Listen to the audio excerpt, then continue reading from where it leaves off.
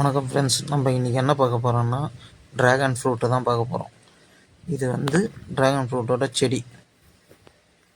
இது 1.5 ஆண்டுகளுக்குள்ளே பயன் தரக்கூடியது. இது நீர்நிலைக்கு அதிகமாக இருக்கிற இடத்துல செடி வராது, வரும். ஆனால் செடி அந்தளவுக்கு நம்மளுக்கு ஈல்டு தராது.